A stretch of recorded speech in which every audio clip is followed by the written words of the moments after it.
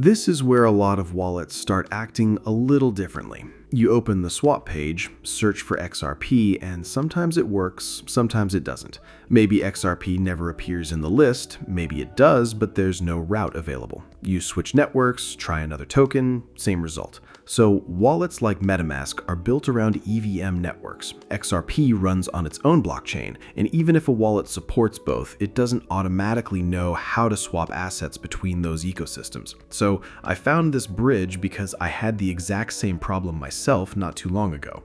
I needed XRP, figured I'd knock it out in a minute, and ended up spending way longer than I expected trying different options. Every solution seemed to involve another wallet, another platform, or another transfer before I could finally get XRP. So I started testing a few services and used AI to speed up the research. This one kept standing out because it solved the problem without adding extra steps. I connect my wallet, swap the asset I already have, and XRP goes straight to destination. I've repeated the same process quite a few times since then, and it's been consistent every time. That's why it's become my go-to option whenever I need XRP. Okay, first thing I'm doing is picking the asset I want to swap. Mine happens to be BTC today, yours can be something completely different. The nice part is I don't have to convert into some intermediate token first. The platform supports a lot of different networks already, so I can start with the crypto I'm holding. Okay, next I enter the amount. XRP estimate updates immediately, which is something I always check before moving on because I know exactly what the current conversion looks like without having to calculate anything myself. And now I connect my wallet. Here I choose the network, and then I pick the wallet itself. Trust Wallet, MetaMask, Phantom, whichever one you're using, the flow is almost identical.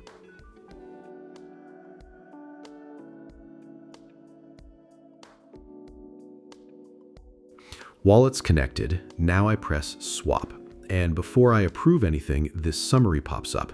And if I decide I want XRP delivered somewhere else instead, I could switch over to this option here and enter another receiving wallet before confirming.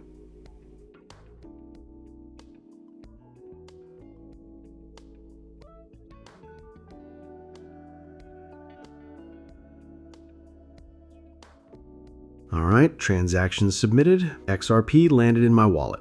No sending assets through 2 or 3 different platforms first, no setting up another wallet just for one transaction. Everything happened in one flow. That's really why I keep using this method. So hopefully walking through it like this made the whole process a little clearer. Once you understand why certain wallets struggle with native XRP, the rest starts making a lot more sense. After that, it's really just a matter of using the right tool for the job. If anything wasn't clear, or if you've got a different setup you'd like me to look at, just leave a comment below. I'll go through them. And one last reminder before you head out, always verify the website before connecting your wallet. Double check the network you're using and give the receiving address one final look before approving the transaction. Those are simple habits, but they're probably the best protection you can have in crypto.